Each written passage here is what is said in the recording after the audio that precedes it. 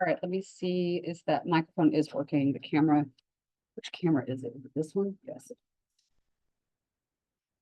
And just when I touched it, it is now disconnected. Now it's this camera. What is going on? I mean, you guys saw it was another camera, right? Like, whatever.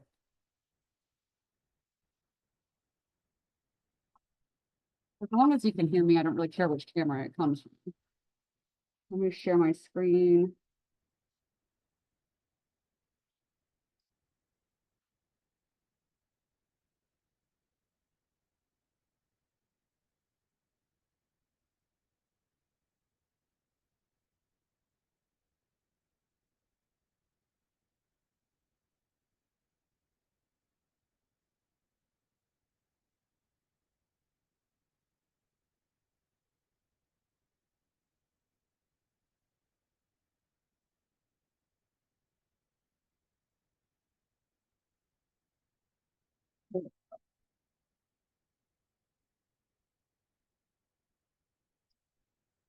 Chapter 5. It looks like.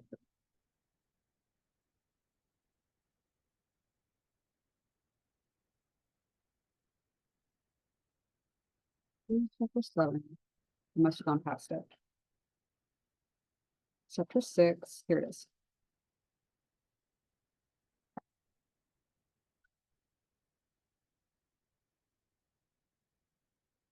Okay.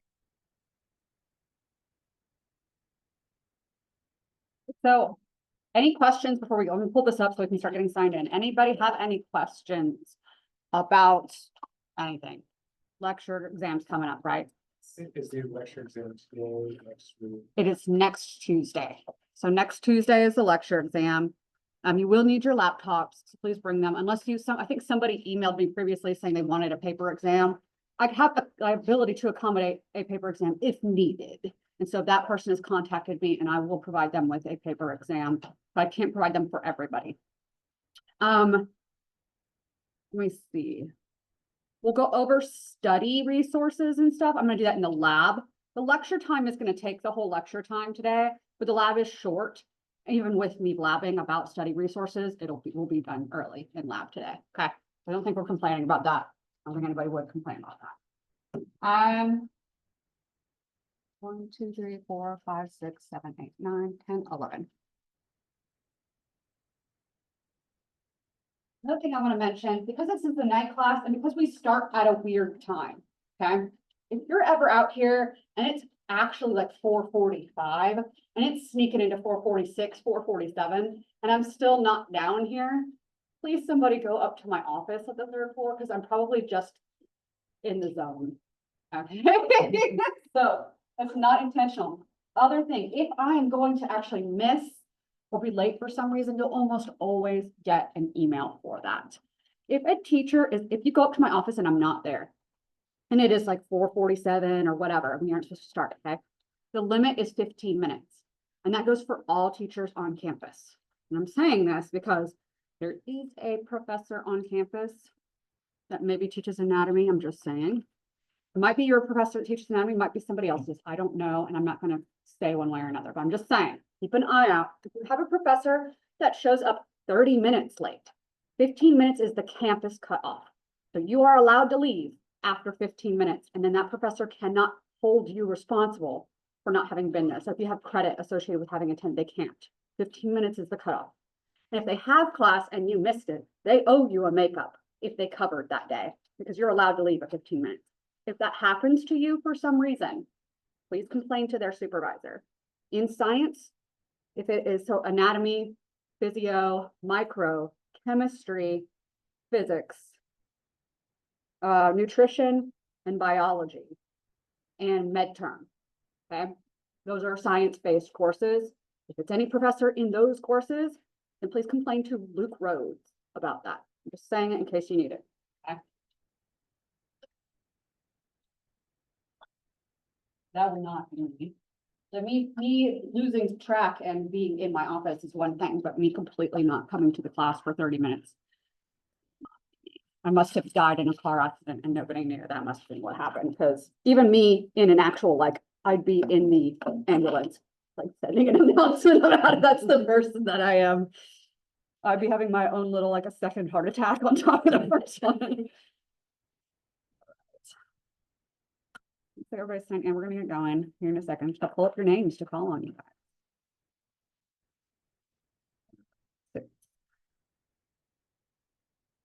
Enter. Smallest to largest. Okay. All right, so we're gonna try to knock out everything that we can today with this Kahoot thing. I'm gonna get my pen out of the room next door because I left it in there really quick. Let's say that, and of course I have my thing. Just for the next one.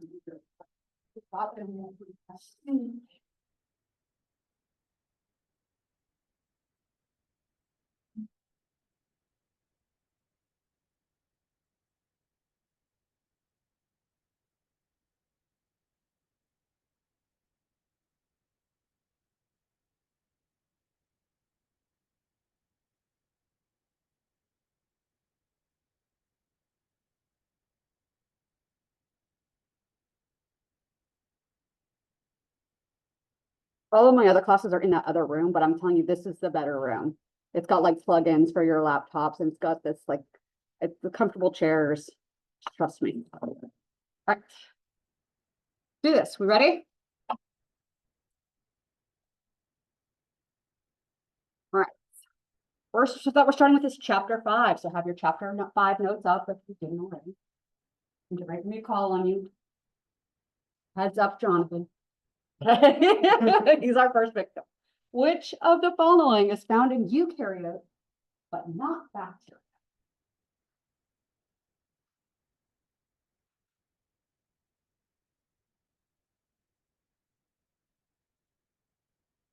Well, these questions will be pretty easy today. I'm trying to keep them a little bit low key, but some of them might be a little bit more difficult. Okay, so this one's the nucleus, and most of us got this one. We know eukaryote means true nucleus. It's easy enough, right? So for any, let's say cell memory is a little bit easy, but I'll say ribosomes or cytoplasm, either one of these. Can you tell me what they are or what they do, the function? Either way. If I remember correctly, cytoplasm is like, it's both the cytosol and the organelles. Yes, it's like what's inside of the cell. So the cytoplasm will describe your contents of your cell. Exactly. Excellent answer. And weirdly enough, the first person to get it right of all of my sections. So most people, it was this. I'm looking through the notes. Now, I'm not poo-pooing on you guys that are having to look into your notes for answering questions, right? We are still early on in the class, and we might have to be referencing the notes a little bit, right? But even like I said, even just engaging in the conversation, because he wasn't entirely sure, right? He started bringing up, I'm pretty sure it's this and that and the other. He's engaging in conversation. We're talking about topics. That's really what I'm looking for. And again, there's so few people in this class that if you don't get that question right, we'll come back to you, or you can volunteer to answer another question later on if somebody else can't get it. You can get your point that way. You have more opportunity, I feel like, in the smaller class than there is in the bigger class for that sort of stuff. Because usually I just call on each person just once in the bigger classes. So a little bit of easier stuff there, and might help with moving things along a little bit quickly, hopefully too. All right, before we get too far into the eukaryote stuff, I want to give a little bit of mini review, because I know we make our concept maps, but maybe we don't have context with that. I know that that can be sometimes an issue. I know I mentioned it once, but I'm going to mention it again, and I'm going to make an announcement about it. It's going to be super annoying because you're going to hear it over and over again. But remember, I am not a person that lectures by reading the slides. So if you made your concept maps from the slides, great, but you might be missing a lot if you don't watch the lectures. So I just want to remind you guys about that. All right, so let me say, I think this is turned sideways. Switch these. See if this works this way. It does, okay. So, all right, so cells. Eukaryote cells. We've got the cell, we've got the nucleus, and what's inside the nucleus? The DNA. Right. Don't overthink it. Okay. DNA, your genetic information, is inside of your nucleus, right? On the outside of the nucleus, we'll have this structure that kind of looks like this. It's got some folds going on in and out. This is the endoplasmic reticulum, also known as the ER. There's going to be some questions about these later on coming up. I'm just going to give our little overview picture of our guy first. So this is our nucleus. And outside of the ER, we have the Golgi apparatus. So we'll put a couple of bubbles here to represent our Golgi. So this guy here is the Golgi. All right. Eukaryotic cells, they also have, which is going to be a question, and it's going to be an easy one, but we're going to get it. Mitochondria. And what's the function of the mitochondria? It's the powerhouse. It makes a certain kind of chemical compound, which I'll ask you about in a moment. I know we're all thinking of it right now, but that chemical that it makes is our energy for the cell. Don't call it out yet. I'm going to call on you. I'm trying to make it a little easier on everybody. Okay. So that could be you next. Who knows? All right. So that would be our mitochondria. Similar to the mitochondria. Oh, this is a T. Mitochondria. Similar to the mitochondria, might be another shape that's kind of also round, and it's got some layers inside of it too, more like stacks. And then it's very similar structure and somewhat similar function, and that is the chloroplast. Not all eukaryotes have this. Only some have this. We'll talk about it in a moment too. Other structures that it might have might be a vacuole or a lysosome. We'll talk about what they are and what their functions are as we get in through our questions a little bit later. I think I'm missing anything significant here. Of course, we have the cytoskeleton, which is our actin and our filaments that are inside the cell that give structure and allow us to move things around. When we make something in the cell and we're needing to move it around to different parts of the cell, we have special proteins that'll carry vesicles containing whatever it is around in the cell. And they look wild. They look like little guys walking with a vesicle as a giant backpack. Imagine a person walking with like a 747 on their back. And that's kind of what they look like. But they're walking around on all of our filaments inside of our cell, powered by our energy molecule. I know you know what it is. Just keep it to yourself. And we'll get to that in a moment. All right. So this is the gist of our eukaryotic cell. You notice how we have all these nice little fancy compartments. Each of these compartments, the ER, the Golgi, the mitochondria, the chloroplast, they're all membrane bound. The same kind of membrane that we have on our cell membrane. We call this a cell membrane. Remember other fancy words for cell membrane? Might be cytoplasmic membrane or plasma membrane. All of that is fine. Okay. All right, so this is the gist of our eukaryotic cell. Yes, beautiful. Okay, good, good, good. Following along. All right, let's go on. Let's see if we can keep tracking with this information, right? I'm going to leave it there. This organelle turns chemical energy into cell energy. We just talked about it. You know what it is.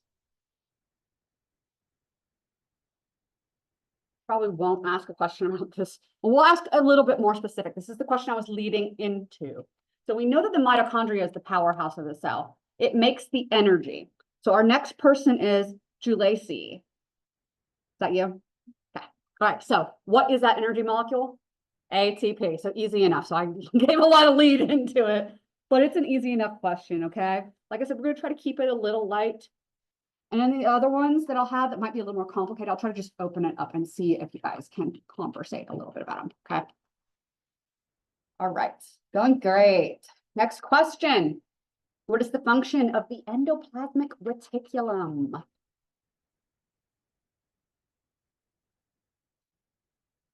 Talking about our organelles.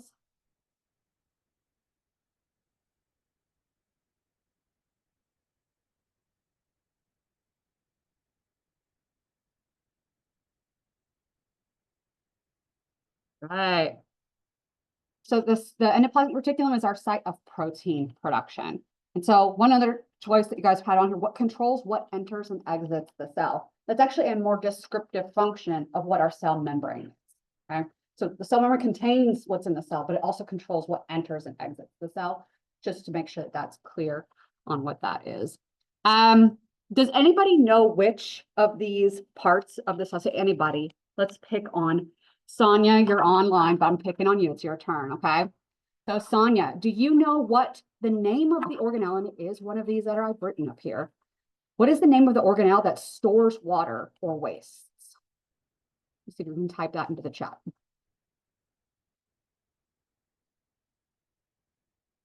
All right, you have a minute. One of these guys that I have written up here has digestive enzymes that help break down things that the cell might ingest. And then one of these guys that's up here is our storage one. It's actually pretty important in plants. When it stores water in plants, it actually gives the plants their structure. So we'll see if you can get that for us, Sonia.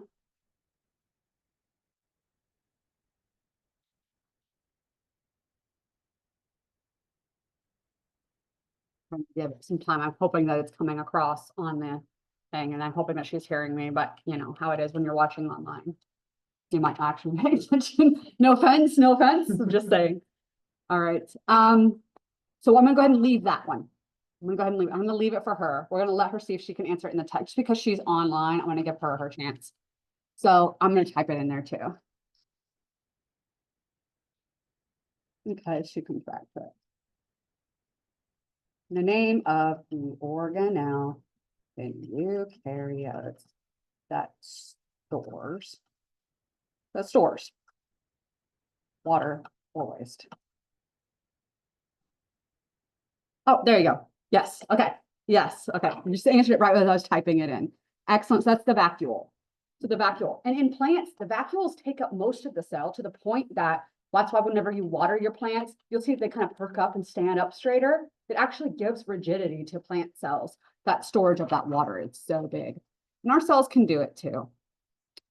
So all of our eukaryotic cells will have vacuoles. The lysosome is the one that stores the digestive enzymes that can break things down. Okay. Excellent. Great job. So you get your points today, Sonia.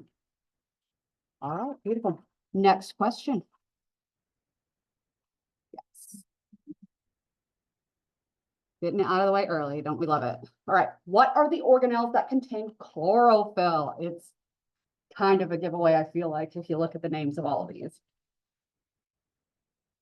Chlorophyll is found in the chloroplasts. Excellent. So our next victim is Kaylee. Kaylee, what do the chloroplasts do? Like, what's their function?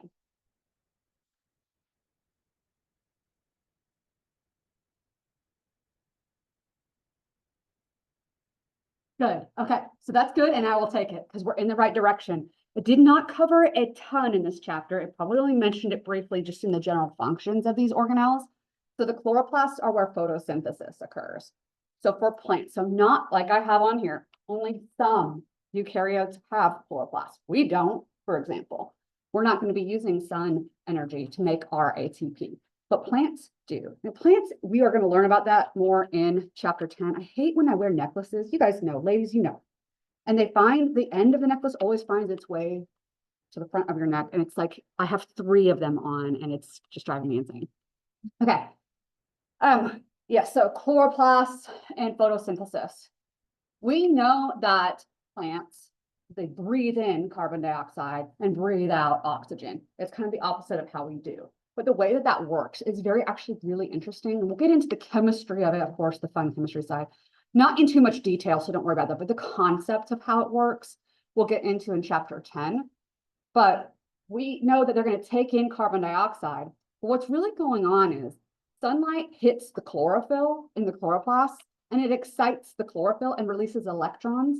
And those electrons from that excited chlorophyll excite the electron transport chain. Now, I know you know the electron transport chain from aerobic respiration. Maybe you don't know it in as much detail, but you have this vague idea that that's how we make ATP, right? And so it's the same in plants, but without needing NAD or FAD to carry the electrons there. And we got those electrons from breaking down our food, right? From breaking down glucose. They don't need that. The sun excites chlorophyll and it releases the electrons. And the photons basically drive that whole process.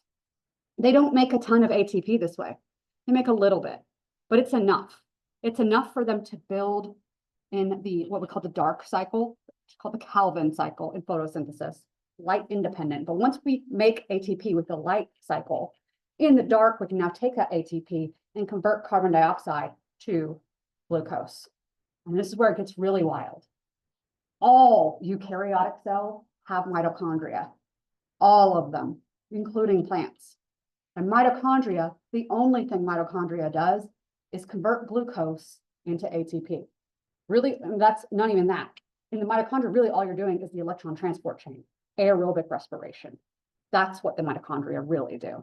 They are converting electrons into ATP because of breaking down glucose and making NAD and FAD and all of that stuff, okay? Even plants do it. And what does that mean? That means plants need oxygen to complete the electron transport chain. Plants make glucose so they can break it down in the electron transport chain. They're just going to make an excess of oxygen compared to how much they're going to use.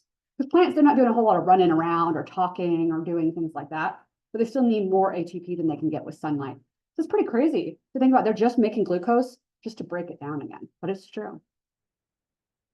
It gets that much ATP out of it. It's worth it for them. So that's the whole point of photosynthesis. And I think it's pretty cool stuff. I mean, we'll talk about it in a little more detail and it might make more sense. I'm not going to test you on that right now, but putting this into perspective because that's unit 2. So that is our next unit. So we are getting into that soon. All righty. Good job. Dylan is going to be our next guy. Yeasts are fungi. Is this true or false? I mean, this isn't your question, Dylan, but I'm going to ask you a question relating to this in a moment. All right, so this one's true. Yeasts are fungi. So Dylan, my question for you is, can you name one disease that is caused by a yeast or a fungi? Yeast, any fungi. It could be yeast or molds. General naming. You don't have to be scientific.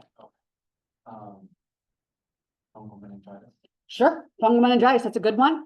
Oh, literally all. So you guys are like trumping the other classes already. I'm just being honest because all of the other classes said athlete's foot, which is correct, right? It is a fungal infection, but that one I feel like it's a little bit, it's more significant. Which would you rather have, athlete's foot or fungal meningitis? I would choose athlete's foot if I had to choose. Okay, but yes, so fungal meningitis. That's a great one. So athlete's foot, of course, that is a type of fungal infection too. And we actually consider athlete's foot to be a type of ringworm. And all the ringworms are caused by fungus. I know they're called ringworm, but I think most of us know by now that ringworm is actually a fungal infection. More specifically, in sciencey terms, we call it a cutaneous mycosis. So cutaneous being skin and mycosis is fungal infection. Yes, so yeasts. And so we know yeasts cause diseases too. Anybody want to give any shout out like a yeast caused infection? I mean, it's pretty, I feel like it is self-explanatory, but we could, I mean, I'll just say it. Many of us ladies probably thinking vaginal yeast infections. Okay, easy enough one there. Other things that are common might be ear infections. Ear infections are usually caused by yeast, actually. They can be caused by bacteria or even viral inflammation and stuff like that, but they can often be caused by yeast. Certain skin infections can be associated with yeast infections as well. And thrush. Is that what you're going to say? I was going to say that was another common one that usually when we start talking about, then people will be like, isn't thrush caused by yeast? And it is. So yeast in the mouth and in the throat area. Yep, all good. So yeast are technically fungi. We have different kinds of fungi. We have the fungi that are the yeasts. These kind of bud off of each other kind of asymmetrically. And then we have the fungi that are the molds, which are more typical fungi of what we usually think of with fungi at the microscopic level. I know when we say fungi, you guys are apt to think mushrooms. Those aren't like disease related, at least not like the poisons are, but they themselves aren't associated with disease. So we don't talk about them in microbiology. You're welcome to study mycology, which is the study of fungi, if you want to learn more about mushrooms, but we won't be talking about in this class. So molds and yeasts are the ones that I'm talking about, okay? When molds have this tendency to branch off of one another, we call that hyphae, when the cells sort of branch and create those long filaments that look like hairs. And when we look at mushrooms, right, even mushrooms, because I think they're a good example of what's really going on with the molds too. When you look at a mushroom that's sticking up out of the ground, and this is, I promise this is, I'm going to already turn myself into a kid by apologizing. This is not meant to look like anatomy parts, okay? But if this is a mushroom, right? And it's growing up out of the ground. This part of the mushroom is actually the fruiting body of it, right? This is the part that is for reproduction. We'll call it the fruiting body because this is where the mushroom is making the spores. And in fungi, those spores, this releases spores. The spores are how they reproduce. So this is the opposite of whenever we think about bacterial endospores. This is, for fungi, spores are reproductive. For bacteria, endospores, they are dormant, they are inert, they are not reproducing. Right, so don't confuse the two. In fungi, this part that makes the spores, this is a version of, in some fungi, this is sexual, and some fungi, this is asexual. In our molds, this fruiting body can come in two forms, a covered form and an open form. And they look like this. So the covered form would look like this. It would have a big old cover around it. And then the spores basically grow inside of it and then they'll burst out. In the open one, it's just open like a dandelion. The open ones are like dandelions. And they can just freely like come off and become a spore and then go land on your other piece of bread on the other side of the room or something like that and then start growing more mold. Okay. And these, of course, they have fancy terms. I'm going to try to see if any of you guys who have not answered a question yet and have not been called on yet, does anybody know one of the terms? Can you recall one of the terms? Yes. Which one? Okay, so we'll come to that in a moment. That'll be with the viruses. So we're thinking in the right realm, and we'll get to that in chapter 7. These are much fancier words, and they don't come naturally to us, I will say this. And we might have them in our study sheets. It should be in our learning objectives, knowing the difference between these two terms for asexual reproduction of molds.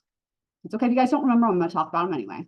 Yes. Sporangios. There we go. All right, do you remember which one is the sporangio? Is it the covered or the uncovered? The covered. Covered is sporangio. Okay.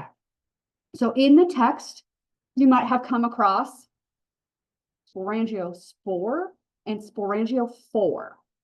An organism that makes sporangiospores is known as a sporangiophore. I will not test you on the difference on the test. You're welcome. But if you can remember, sporangio are the covered guys, and the open guys are known as conidio. I need you to remember that, okay? And on the test, I might say conidiophore, or I might say conidiospore, but I'm not gonna make you differentiate between the two. Just remember, if you see sporangio, think that is the covered one. If you see conidio, that is the open one. The open ones are medically relevant. I know of some of the covered ones too are medically relevant too, but two of the most important ones that are open are penicillium, obvious why that's important, okay? Led to the development of penicillin. It's also environmental. It just occurs naturally in our environment. And one that is absolutely by far the most common environmental mold ever, Aspergillus. Aspergillus fumigatus is the most common environmental mold you're going to come into contact with. Most people aren't going to get infections caused by it, but if you are allergic to molds, and you get any mold spores into your sinus cavities, let's say, then your sinuses can become inflamed and you'll have allergic symptoms, and that's a disease on its own. But then when we have inflammation of your sinus cavities, that can actually become permanent. That's the development of polyps in your sinus cavities. We've probably heard about that a little bit. It's coming to be people are more aware of it nowadays. It becomes a result of having chronic inflammation in your sinuses. When we develop the inflammation, the mold can actually kind of find pockets in the inflammation in your sinuses and kind of find its little home there and grow into large mold balls. And then you can imagine how that would be a compounding issue if somebody's allergic to mold and they've got mold growing in their sinus cavities. Yes. And so this can lead to chronic sinusitis, and chronic development of these polyps that might need to be surgically removed, even with heavy treatment with ketoconazole or amphotericin B, which are antifungals, might not be enough to treat those sorts of infections. So that's an opportunistic infection. That's, something that's found naturally in the air that you normally won't have an infection, but it took the opportunity to cause that infection because of those situations. They're uncommon, but they do happen. They might be more common than you think. I myself had to have that surgery, so I know. I'm telling you, you know how you get used to your house smell and you don't smell your cat or your dog anymore or whatever. And then you go away for a week and you come back and you're like, never mind, we need to buy some candles. And that sort of thing, right? I'm telling you, don't get used to the smell of the mold. You don't. I've had surgeries to fix that. And your name is Jessica. Jessica. We got you taken care of. And you're welcome to, participate as we go further. If you already called on you guys can still participate when we have the more open questions later on. Okay, so we're tracking on the conidio and the sporangio. So we covered that. It's not one of the questions on the Kahoot, so I want to be sure we touched on that topic because there's some fancy terms that I don't want them to get lost. I'm going to leave that stuff up here for now. I might erase it in a little bit. True or false? Fungi have chloroplasts and can perform photosynthesis. I'm not giving any hints.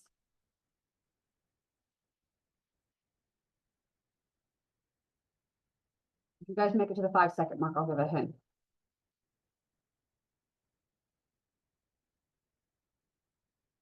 I know some of you guys already put your answers in. I'm going like this. Because it always ends up being about 50-50 on this one. So fungi do not have chloroplasts. They do not perform photosynthesis. So do they sometimes have a color or a greenish color even? Yes, they do. Yes. Is that one like we were talking about skin infections and stuff, they're usually in areas where it's darker and more. Yes. And so some of our fungi, they have pigments to them, but so do you. So does your skin. Why do you have pigments? To protect you from sun damage. Same thing with the fungi, right? So sun can actually damage them if they get too much sunlight, then they will not grow very well. And we actually see that as pretty evident. That's why we don't see fungi growing a lot in very heavy sunlit areas. They can get damaged. Their DNA gets damaged and they don't grow well in sunlight. They have pigments to protect from that. But anyways, the other thing about fungi, when you see mushrooms growing in the ground, like this guy that I have drawn here, this was a mushroom, right? We know that there's this whole network of these sort of like branching, almost root-like structures, but they're not truly roots. Does anybody know what this structure is called? The mycelium. Anybody in here play Resident Evil? Okay. So you know, then you know, okay. But Resident Evil has this whole storyline about the mycelium and the fungi and stuff like that being part of what causes the zombies, basically, essentially, is what it is. But it's a whole lore thing that I'm not going to get into. But that's how I remember about the mycelium. The real structure of the fungi, the actual body of the fungi, the real living organism of the fungi is the mycelium. These are just the fruiting bodies, the reproductive parts. That's the mushrooms. It's not the actual fungus. Mycelium is what's underneath. It's those branching branches down here. And the largest organism in the world is actually a fungus, but that mycelium is so large. We're talking acres and acres and acres. Underneath, I think it's an aspen forest or something like that in like the Northwest area. But it's like acres and acres of a single mycelium, all interconnected. And you can actually cause damage miles away, and you can actually pick up signals at the other end miles away. That's just amazing, amazing. It's one of the largest organisms on Earth, I believe, is what they're considering it to be. And it's just one giant mycelium. Fantastic. It is amazing. But I don't know much about the fungi. This is about all I expect you to know because Is that like an so, they consider it like one organism. okay, so Yes. like one of a kind. Yeah. And that species, I mean, that species can make large ones, but that's the largest one that we've ever seen and like actually identified. There might be larger ones out there that we don't know about, right? And because it's under the ground and making sure they're connected and stuff like that. That's the hard part with it, but really interesting stuff. Do algae help to provide oxygen to the environment? So now we're away from the fungi. Now we're on the algae.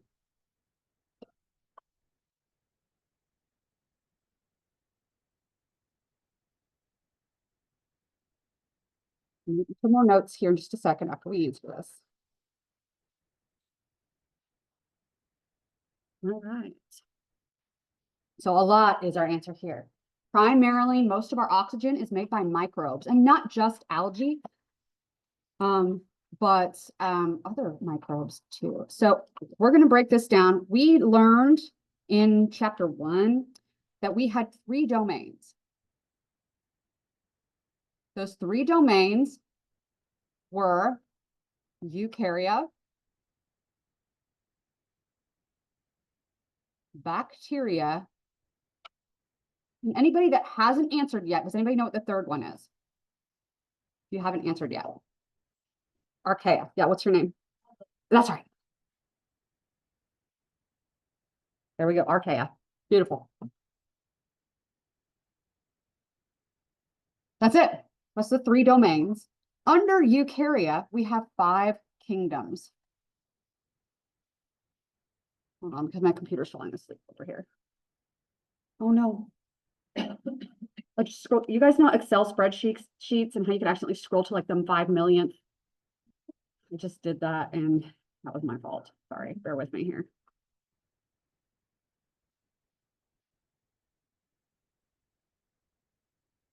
Okay. All right, so oh no. I'm so sorry, guys.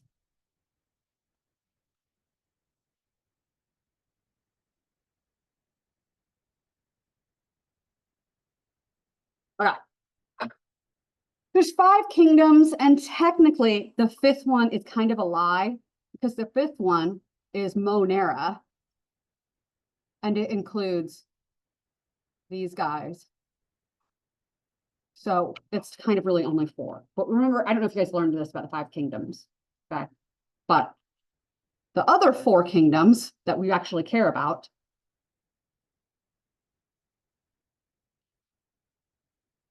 the first one is Plantae. We know what plants are. Okay, so it's the plants. Easy enough. We're not going to talk about these in microbiology. Okay. The second one would be, let's say fungi. We kind of already talked about it, so let's go ahead and put it on here. Fungi. This includes in microbiology, what we're interested in are going to be our yeasts and molds. A third one is going to be Animalia.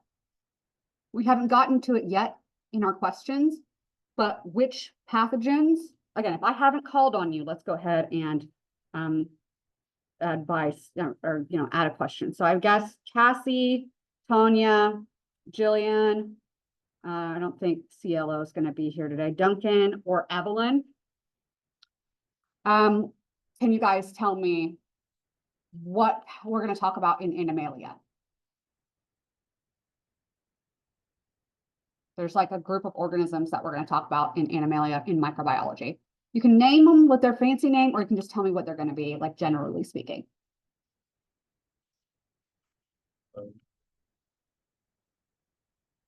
Not quite. So we'll get to those in our 4th group. Okay. But Animalia. Nobody? That goes with what he was saying. So we'll get to that in our 4th group. So close. So Animalia will be helminths. Yeah, there you go. Yeah, the worms. There we go. Okay, we weren't trying to make it too hard. I was trying to make it easy, but I worded it weird. So Animalia, that's our parasitic worms. Okay. I'll write that on there so we don't forget. That'll be a question later too. So hey, that answer will be up there. And so our 4th group, that's where we were getting at there. The protists, the protista. What was your name? Evelyn. So Evelyn brought up protista specifically. So I'm going to give her points for that. Duncan, you were close, but I'm not going to give you points for that one. Sorry. We'll come back. We'll have plenty of opportunity. Protista, which, well, okay, I'll say this. Duncan did bring up the phytoplankton. Okay. The phytoplankton kind of fall into this group. So these protista, they include the algae, like we're talking about here. And one other thing, Duncan, what's the other thing that falls into protista?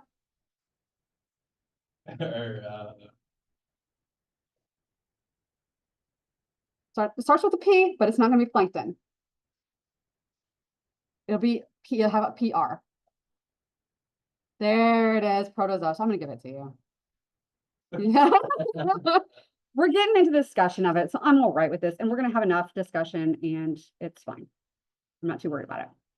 Okay, so protozoa fall into protista. When we actually think of algae and protozoa are so drastically different, we consider them sub-kingdoms. They're kind of like little kingdoms inside of that kingdom. The algae, these are either multicellular, which we think of kelp. Sea kelp is actually algae, it's not a plant. All right, multicellular or single cell, which would be our phytoplankton. So close, they're closely related to the protozoa. The protozoa, we actually have 4 different ways that we categorize them, and we categorize them based on their movement abilities and motility. The first type of motility that we see in protozoa are our flagella having guys. If they have a flagella, and they are very similar to the bacteria in that they're long tails, but very different in that they have a membrane going all the way around those tails. And our eukaryote, our protozoa that have flagella, they can move them like whips, not rotate one way and then the other. So we can control the movement much more with just one flagellum, okay? So organisms that have flagella, I'm not gonna write it on here just because I can't fit these words on here, but just so that we know what we're getting into and why we're learning about this. Organisms that are medically relevant that have flagella that are protozoa. Probably the most common one is going to be Trichomonas. Trichomonas vaginalis, and you've probably heard about it, trick. And it is a sexually transmitted infection. It might be asymptomatic, usually in men can be asymptomatic, but women usually have a frothy green discharge if they have symptoms, okay? And I'm telling you, the hookers at Southwest Integris have trick, okay? We got it all the time in the lab, all right? No, we got it. You know what I mean? The samples, the samples, okay? Anyways, the lab at Southwest Integris. So we got to see them swimming around, and they're big enough you can see them pretty easily on the microscopes there. So Trichomonas vaginalis, you might be thinking like that's probably not super common. It's the most common non-viral sexually transmitted infection. When we start talking about the sexually transmitted infection, that's chapter 24. We got a lot. That's a unit 4 thing, okay? But when we start talking about the viral ones, 2 that are viral, that are way more common, and you probably know them. Herpes, obvious, not uncommon, right? Most of us know about it. We know it exists. And we also know herpes is forever, right? We'll talk about that more in the virus part in chapter 7, okay? But just a little bit, not heavy on the herpes, but just a little bit, just enough, okay? And then another one is HPV, which we will also talk about in the viral infection part, okay? 90%, at least 90% of all sexually active adults will have had HPV in their lifetime. Yes. So like asymptomatic in men and they transmit it to women. Yes. Symptomatic In fact, probably most people that get HPV, even the women, will be asymptomatic. And so we usually don't even know about it. And that's why pap smears are so essential, because what does HPV lead to? Cervical cancer. Yes. And not just that. And we'll talk about that more in chapter 7 in just a little bit. So I don't want to get too heavy ahead of myself here because we're trying to focus a little bit on the protozoa. So back to the protozoa. All right. The flagellated ones like Trichomonas and like Giardia. You may have heard of Giardia and Giardiasis. A lot more common with our vet people. We see animals getting that quite often. Giardiasis is a chronic diarrhea. We're talking 2 months or more of what they consider greasy, malodorous, flatulent stools. Yeah. And it can be found in what you would consider fresh, clean water, babbling brooks that look nice and clean. All you needed was an animal upstream that died or defecated in the water. You might not see that in your clear water and you drink it. It's very easy to get. Another version of protozoa that we define by motility is the ones that have cilia. Cilia are like tiny little oar-like projections, kind of like I've had my hands flat up like this. But imagine I'm just beating the water all around them. You'll have hundreds of these on the surface of your cell. That helps with bringing things in for feeding, but it can also help with movement in whatever media you're in, especially water, because a lot of these guys are often fecal oral transmission. One medically relevant one, there aren't a ton of these that have cilia, but one that's medically relevant is Balantidium coli. You probably haven't heard of it. It causes diarrhea. We'll just leave it at that, okay? Like a lot of these guys do. All right, a third one are the ones that have pseudopods. No, pseudopods, just like they sound like pseudopodia. Pseudo is fake.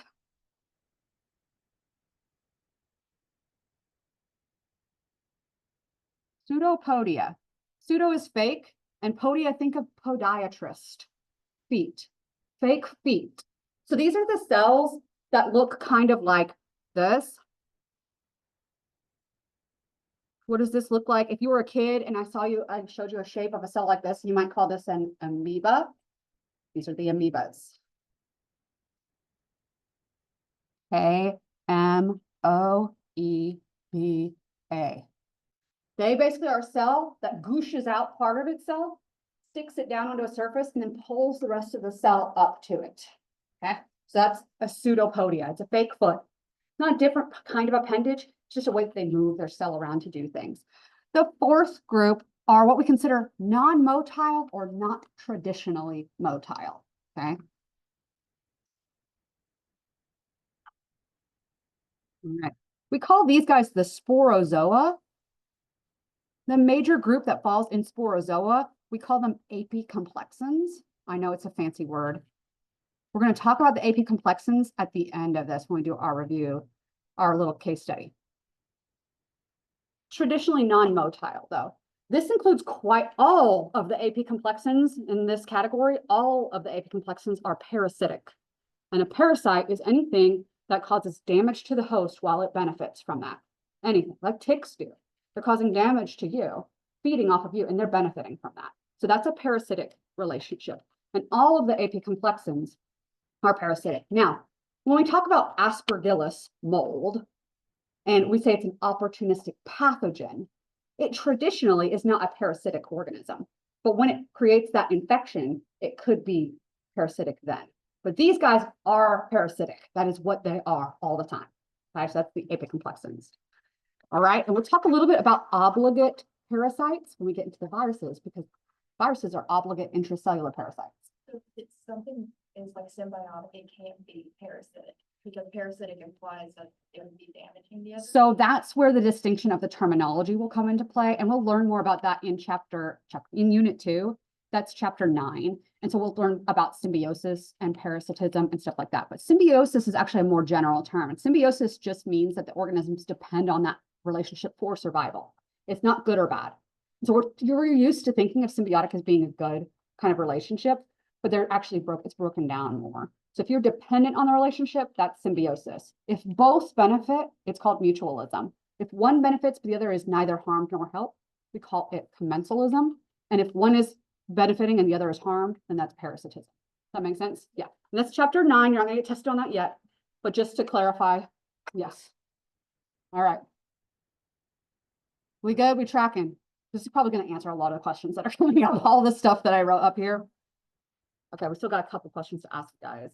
These single-celled organisms have a trophozoite and a cyst life stage. We still have Cassie, Tonya, and Jillian. And Cielo, but Cielo's not here today.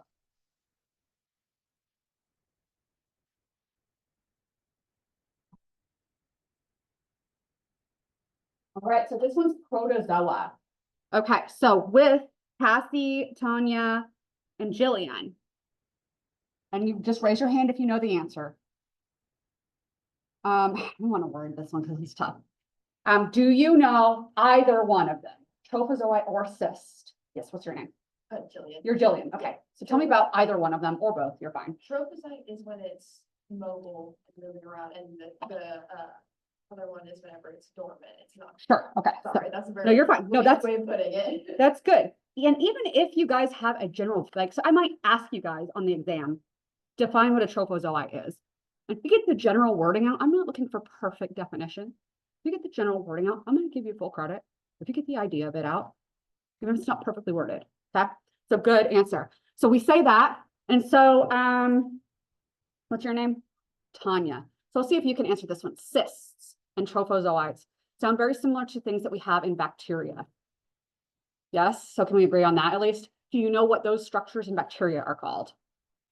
So we would relate a cyst to something that bacteria do also. So we agree that the trophozoite is the alive, multiplying. That's the one that's going to cause the infection. The cyst is the dormant and inert. And that sounds like something in bacteria. Do you remember the name of them? The structures? I know we're reaching back. It's not directly in this chapter. All right. I'll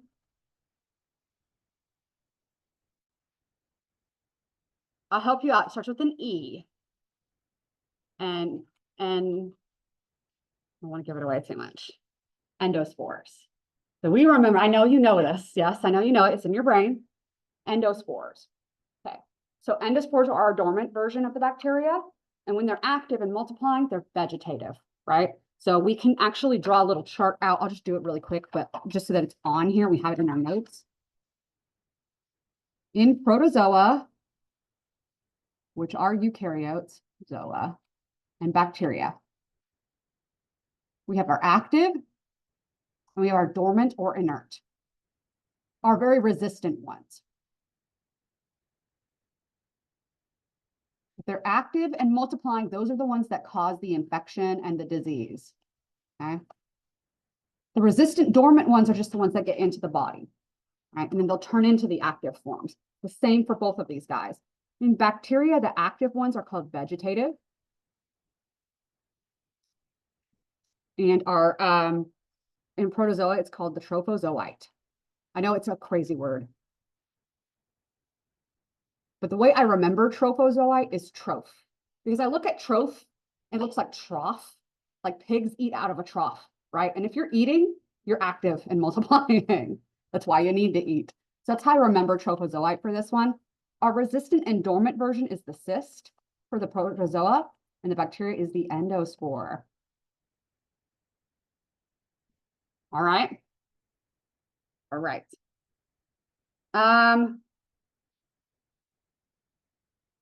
Let's see. Anybody remember the bacteria that could make endospores, either or both of the genera? So it's okay, but you know the test is coming up on Tuesday. C. diff. So C. diff, we're getting somewhere. C. diff. So C. diff is Clostridium. So Clostridium is our genera, and Bacillus is the other one. Excellent. Bacillus is the other one. Bacillus or Clostridium can make endospores, and that's it. They both happen to be gram positive.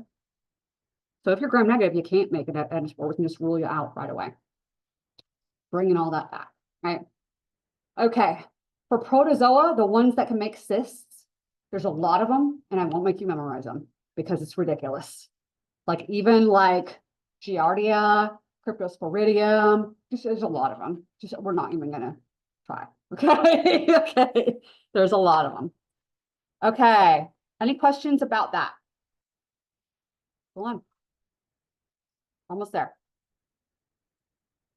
What are helminths? It is written up here, but let's see if you can recall it because there's a lot of words up here now. We'll ask you an easy question. Tanya, I'll come back to you for this one. It'll be an easy one. All right, so this is helminths are our parasitic worms. Why don't lice, scabies, or bed bugs fall into this category, Tanya? How would you categorize lice? Scabies does fall into the same category, by the way, or bed bugs. They're parasites. They are parasites. We're correct with this, but we would actually categorize them as a different kind of animal grouping. And it's the same category that you might put like ladybugs or something like that in. So insects, exactly. And scabies is an insect disease. If you don't know this about scabies, mange in dogs is like scabies in people. They're the same. It's an insect disease. And like we have, I'm sure you guys have seen all these things on like social media or whatever, like those dermatophytes, those little insects that like live in your pores or on your eyelashes and stuff. It's sort of like those, but then imagine that they grow out of control. And that's kind of what mange is. So it's still insects. So disgusting to think about, but these is real things. Okay. All right. And if you may or may not know, I don't know. I went to daycare. Listen, when you go to daycare, you're going to get lice. I'm just saying. Okay.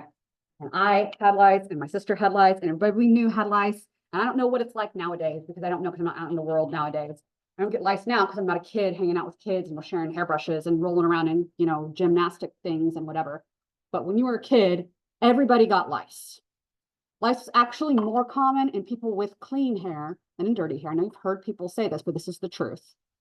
And so this is actually why people that we would consider to be like from the Black community don't get lice as often because they have oils that they'll apply with their hairs. They don't wash their hair as often because it dries out a lot faster. It's drier, it's more likely to break. So they use more moisturizers, they use more oils, they don't wash as frequently, and they use protective styles that are all more resistant to the lice being able to live on their scalp. I am white. You get lice. Okay. And I'm telling you, it was a struggle for my mom when we were kids, because we were daycare kids and both my parents worked. And so I'm not saying have lice all the time, but I did have it twice in my life. And it was usually the whole daycare had it. It wasn't just like one kid. It was like the whole daycare would get it. And it was just a good time, let me tell you. And I have like a phobia of it, as I'm sure you can imagine. But anyways, those are still parasites, and those are still going to be things that could potentially transmit disease, right? But they themselves, can they cause disease? They still can too. They might be causing itching, which is a deviation from your normal health and is disease. We're not going to be talking about the insects. I think, thankfully, because you don't want to see bot flies, man. Trust me. What are platyhelminths? It's an outbreak of bot fly infections in Texas right now. Oh, it's disgusting. These used to feed them egg on bags. Mhm. So it's- Like planaria, and yes.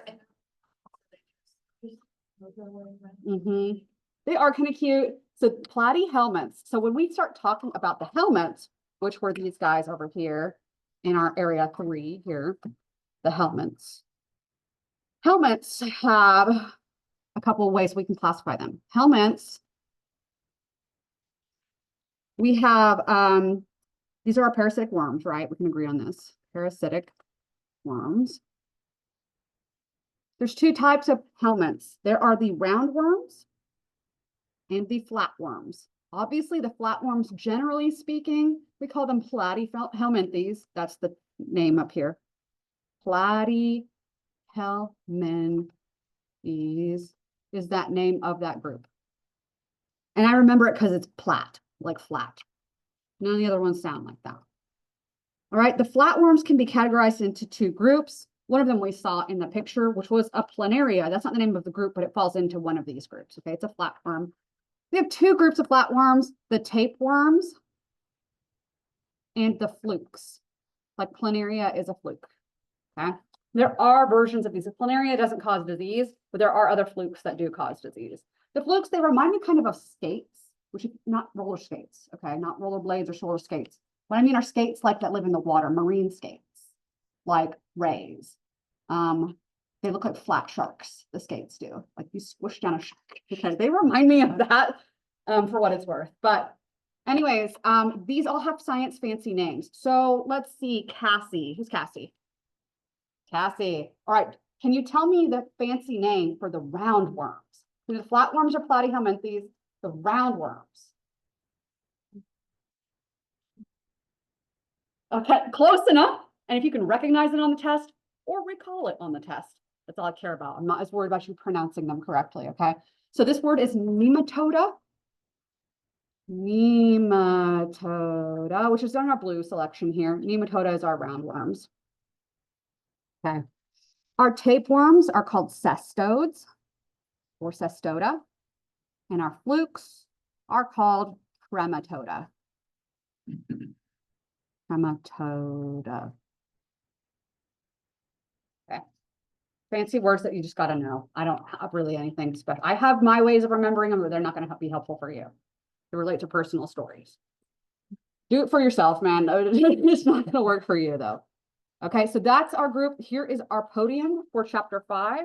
Will our notes kind of sit up here while that posts, and then we will go into our chapter 5 case study.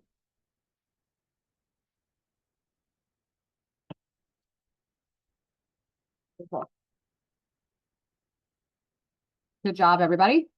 Let's get out of this. I'm gonna wait for it to post up with the next quiz anytime now. Good. Chapter 7. So first we're going to do chapter 5's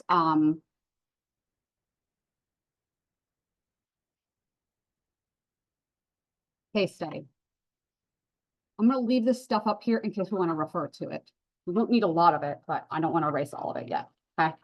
So this is a case study with Plasmodium falciparum, which is one of the causes of malaria. Malaria can be caused by any number of Plasmodium species, which we would abbreviate as SPP. If you ever see it, that just means species, okay?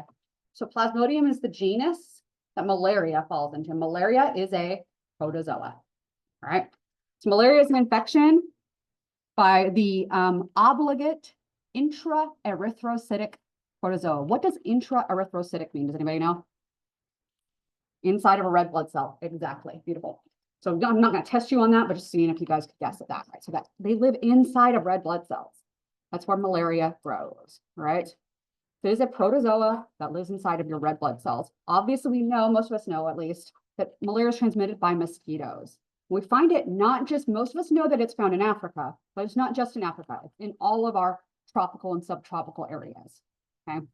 So this will be, we have it in, I don't know why I'm having brain fart right now, Mexico, Central America, South America, parts of Asia, India, and sub-Saharan Africa as well. So any of those tropic areas all have naturally, we will see different versions of malaria in those areas.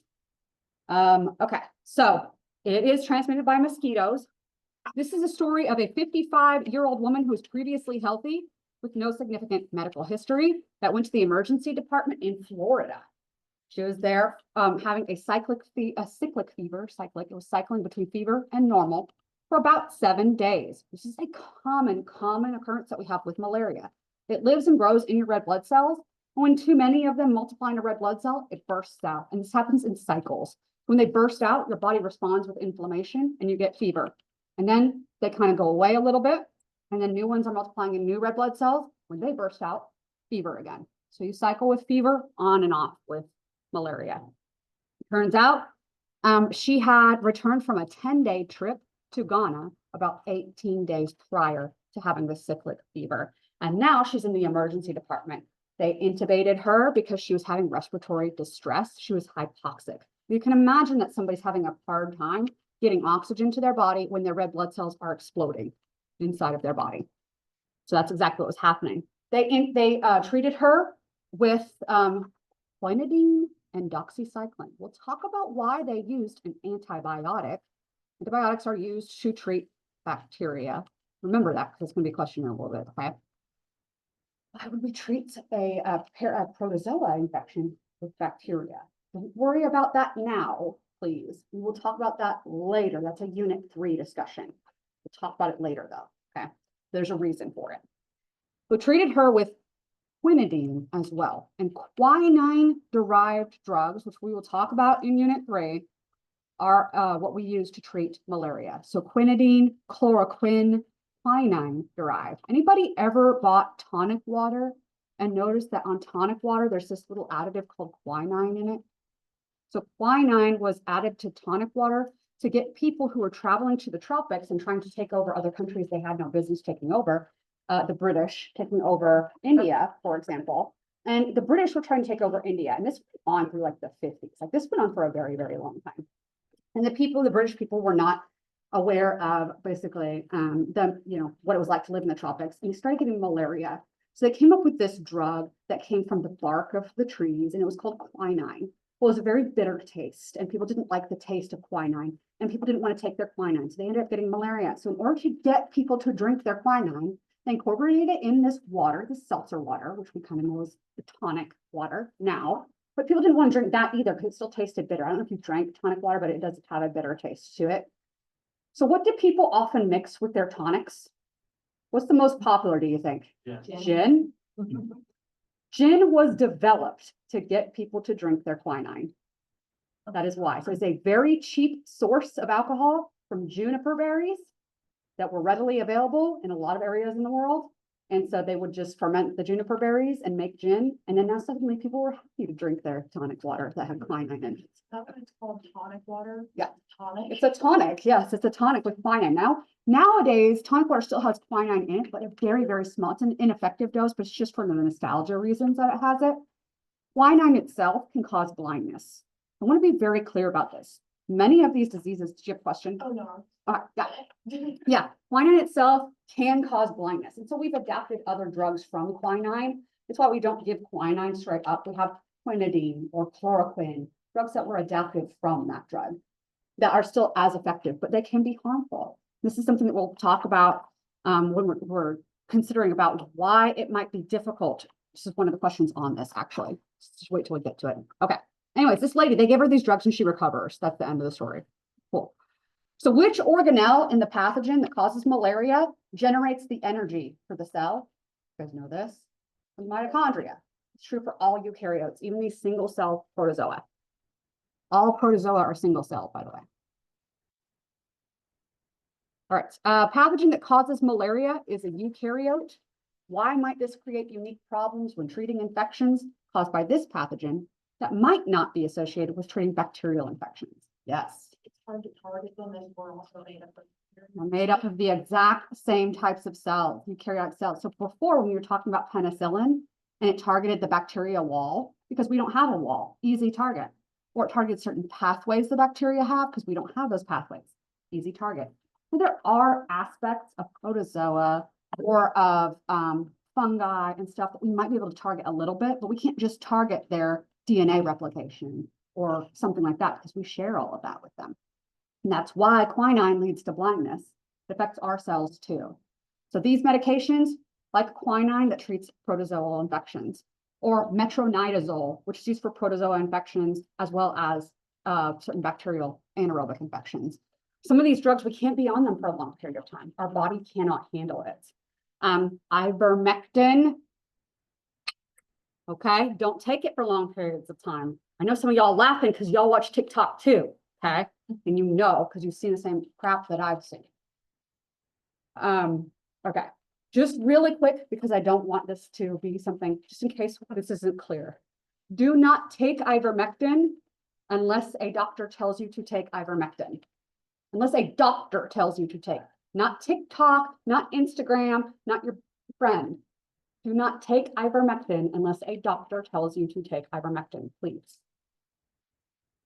I know so many of us are out here in the world and we're thinking, don't take ibuprofen if you don't need to take ibuprofen, because we're learning about how much damage it can cause your stomach, especially on an empty stomach, right? Definitely don't take ivermectin if you don't need to take ivermectin. Not tracking. Ivermectin is an anti-helminthic drug, along with praziquantel and pyrantel. Probably those three are the big three for our anti-helminthic drugs. If you've ever worked in a vet clinic, then you know these are the poles for our helminth infections. Before we get too far with this, let's finish up with malaria first, and we'll come back to our helminth discussion. And I'll tell you a little bit about why you don't have parasites in your gut, okay? All right, moving on with malaria. That's exactly why we wouldn't want to treat somebody for why it can be hard to treat eukaryotic infections, because we share the same kind of cells with them. All right, the pathogen that causes malaria, is it multicellular or single-celled? And defend your answer. We kind of talked about this just a second ago, but I'm going to remind you guys, all protozoa are single cell. All protozoa are, not the helminths. All the helminths are multicellular. But our protozoa are single cell, all of them. And that's how we know that they're single cell, because it's a protozoa. Simple defense of that answer is just it's protozoa, all protozoa are single cell. The pathogen that causes malaria, Plasmodium falciparum, is a protozoa known as an apicomplexan. Interesting, it's over here. Based on what we learned in chapter 5, what does that tell us about that pathogen's motility? It's a non-motile or non-traditionally motile. As it turns out, the apicomplexans, that apico part, like apico means apex, a top. These apicomplexans have a top, and it has a lot of filaments running through their cells, and they kind of use our body to help them propel themselves, but they can't really move outside of that. So it's a weird, non-traditional, but they don't really truly move. It's just hard to explain, so we're not going to worry about it, okay? Malaria is caused by Plasmodium, which is transmitted by Anopheles mosquitoes, all right? These are in the United States, Anopheles mosquitoes.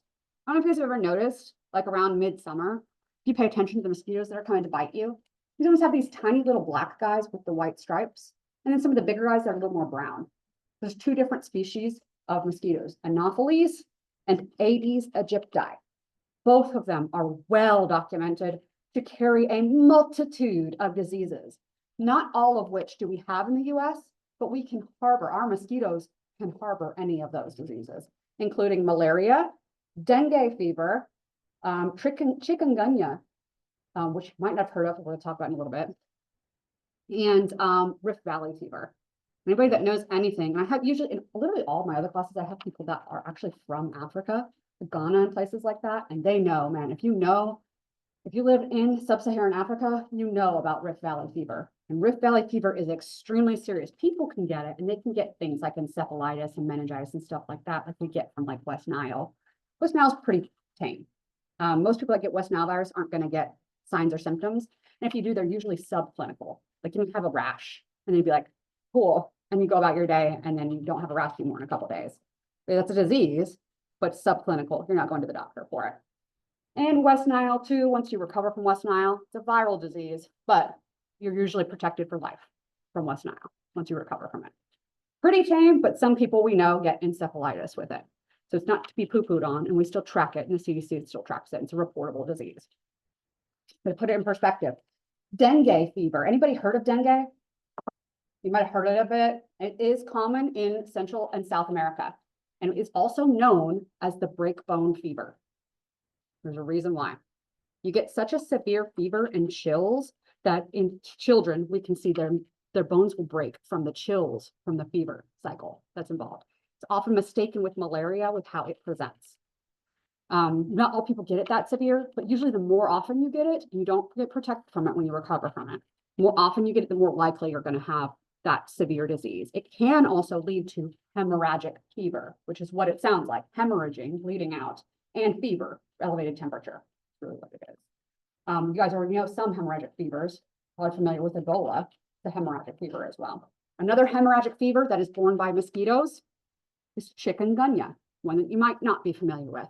Not many people develop hemorrhagic fever from chikungunya. It's a virus, okay? But I promise about it in a moment. But it's a viral disease, and many people might have mild, low-level disease, maybe subclinical, but maybe like cold or flu-like symptoms and recover. But some people get hemorrhagic fever, and some people might get like encephalitis and things like that associated with it.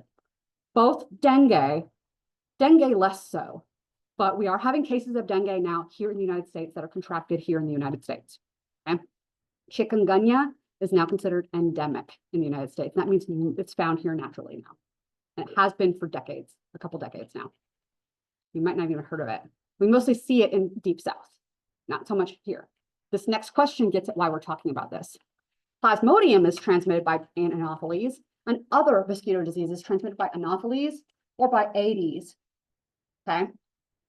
And here in the US, these diseases, how will rising temperatures in the world affect that? As we have rising temperatures, the mosquito populations survive further and further north, and the diseases that they can carry move further and further north. So that includes malaria, dengue, chikungunya, and all these other fancy diseases. The reason I brought up Rift Valley fever, we don't have it in the US, we don't even have it in the Americas. It does exist in Africa, but we have the mosquitoes that can harbor it. And it's important that we learn about it because it's a viral disease that is 100% abortive. That means if you're pregnant and you get this, your baby will die. It doesn't matter what stage of the pregnancy you're in. You might be scared of that as a human being. Imagine this is especially true and much more of a bigger concern for the cattle industry. It's 100% abortive in cattle as well. Imagine what that would do to the United States if that came here. Do you have any idea how much our industry relies on the livestock industry? It would be devastating to the United States. So this is why we have places like, Plum Island and places like that. Whenever animals are coming in from other countries, they have to be checked. They have to be quarantined because we can't allow one cow that has Rift Valley fever illness to get into the United States, get potentially bit by a mosquito, and now that gets transmitted and grows. We can't do it. That's why customs is so important with that. And that is considered a what we call agro-terrorism. It's a threat to agricultural industry. It's an agro-terrorism threat. Like it is like one of the top priorities in the nation. Like you have no idea how scared they are about this potentially getting to the US. Like bigger threat concern than smallpox by far. So it's a big deal. And I only know about it because that's one of the viruses that I studied in graduate school. And we got heavy funding from the DoD for that, for studying. So it was a big concern. So cool. All right. Good stuff. Good stuff. So we're going to talk about, yes. Do you have a question? Just stretching. Okay. All right. Let's get into chapter 7. Knock it out. 7 is going to be our viruses. Viruses are cool, but I'm sure as you guys were making your concept maps, not a little bit confusing, but kind of can be a lot confusing. because they're just completely different than everything else we've ever learned. Let me remove my little drawings on here. Make sure you're signed into the Kahoot before we get going. Yeah, you're good. I think the pink is a pretty good color. It shows up usually on the darker background, so we'll see how that goes. We'll wait till she's ready now. Okay. We ready? Good.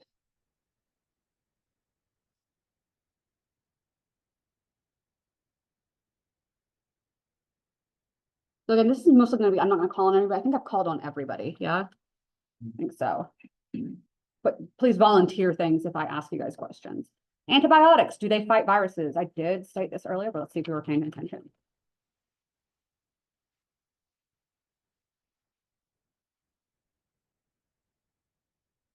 I'm happy enough with how everybody participated today.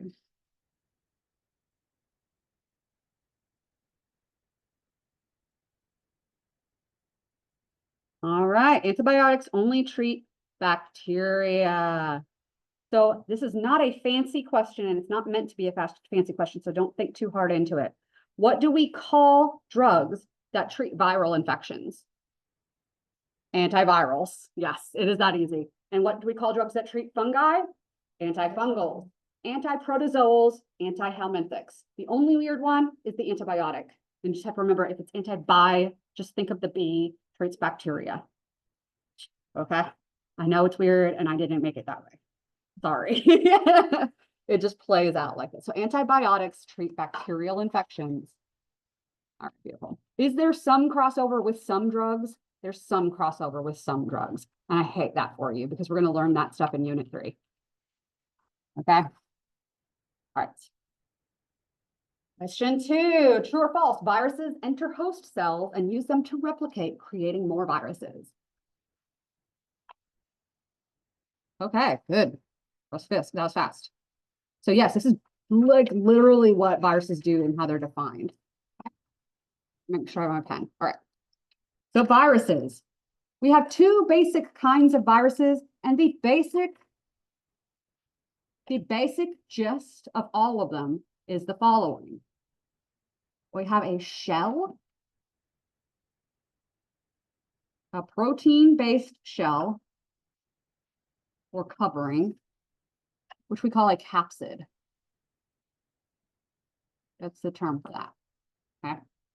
I'll even put it in a little square so we can find it later because we know it's going to come up again. All right, so there's the capsid. That's the protein shell. In the inside of that shell, protected in there, we have a nucleic acid genome. Notice how I'm being very general with how I'm describing it as a nucleic acid. I did not say DNA. Nucleic acid genome. It is a nucleic acid, always. Its genome is always encoded as a nucleic acid. This nucleic acid genome is either RNA or DNA. Like ours is DNA, but theirs can be either RNA or DNA. And that RNA or DNA can be double-stranded or single-stranded.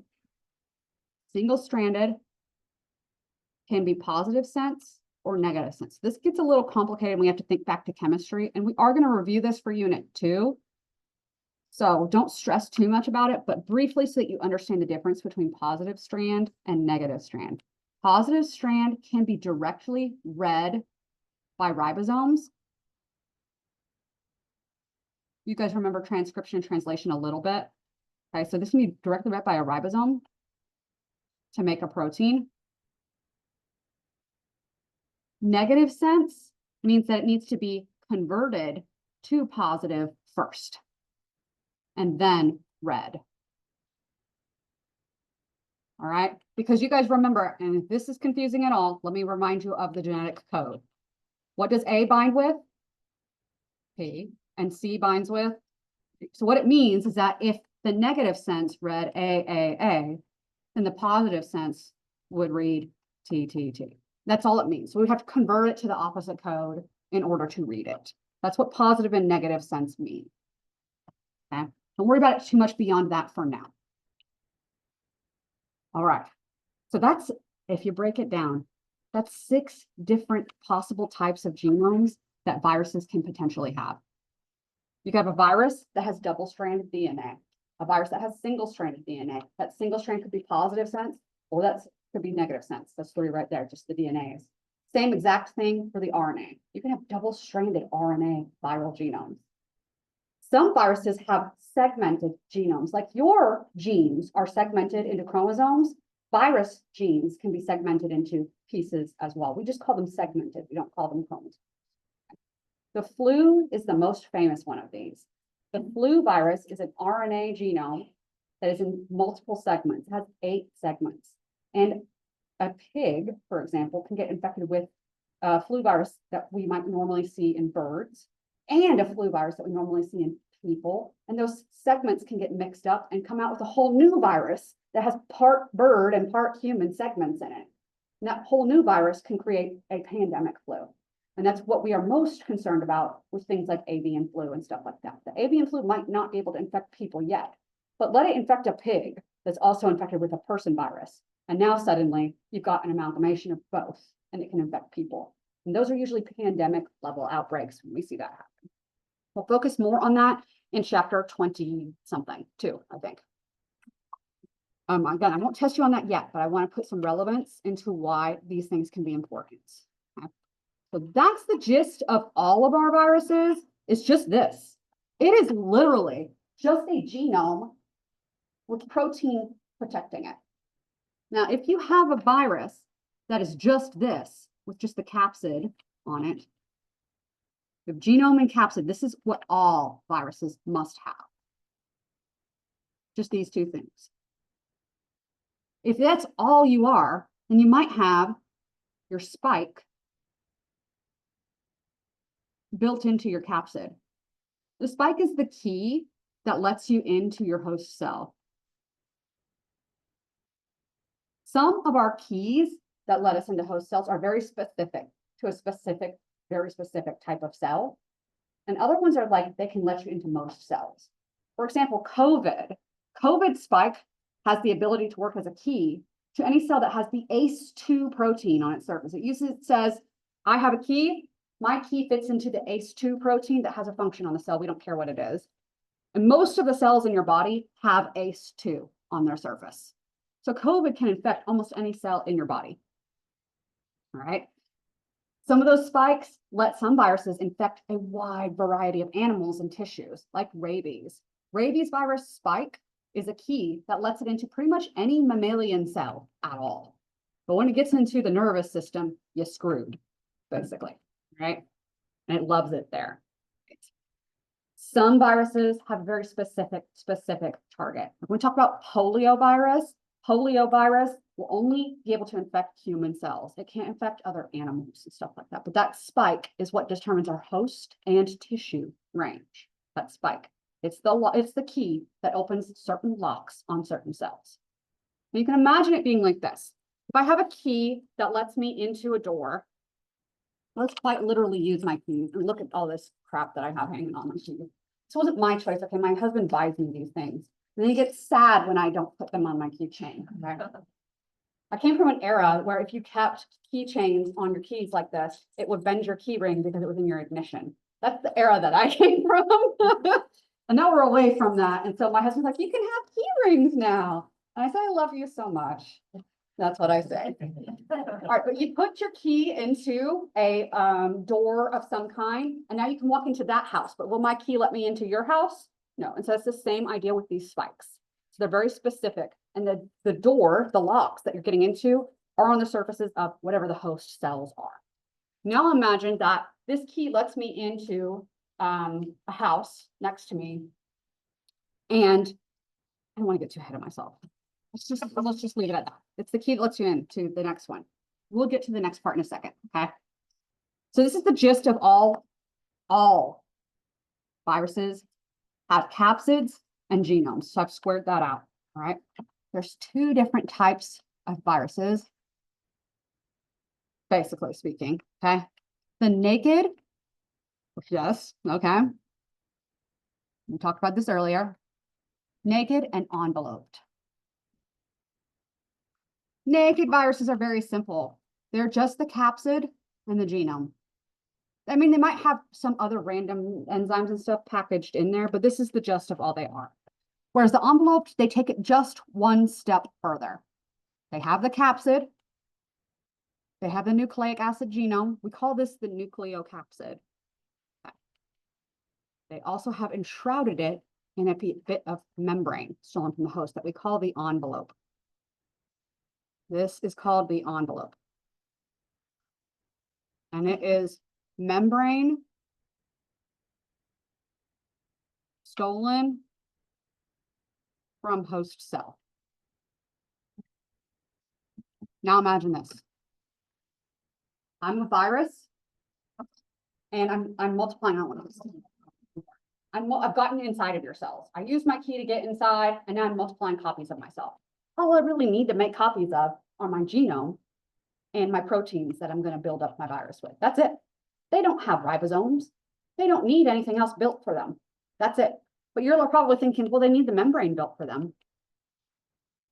They're going to steal that right off the back of your cells. Quite literally. I'm inside of a cell. Here, let's pretend for a moment. And I've multiplied up and I'm now my nucleocapsid. I'm the genome coded in my protein and I'm ready to coat myself in my envelope. So all I do is walk through the membrane. We call it budding. They literally push themselves to the membrane and imagine it's a big old blanket. And you're just letting that blanket wrap around you. And you just pinch it off behind you. And now I've got my blanket wrapped around me. And now I can go on and infect the next cell. So those are our enveloped viruses. Now you might say, how do they get their keys out to unlock the next cell? Well, they actually stud that cell membrane just like this with those spikes. So enveloped viruses have to have the spike on the outer membrane, whereas naked ones have that incorporated in the capsid. So what the viruses do, and I'm telling you, so many viruses that you get infected with on a day-to-day basis are enveloped. COVID, flu, enveloped. Okay. Polio, naked. So just because it's enveloped or not enveloped doesn't indicate how severe the illness is going to be. Y'all do not want some polio, right? So it doesn't equate with the seriousness. It does equate with their survivability. Enveloped viruses usually don't survive as well because they dry out more easily. But it doesn't really matter, right? Because we can agree that like COVID was pretty bad before we had the vaccine to train our body how to deal with it, right? So these enveloped viruses, they coat themselves in this blanket. And in order to get those spikes on the outside of the membrane, they had to do that preemptively. So while they're making capsid and coating themselves in capsid and making copies of the genome and making sure the genomes are packaged in the capsid, they're also sticking spikes on the surface of the cell. So if I was a cell and I'm sticking keys that get into the cell next to me all over my surface, and that is it.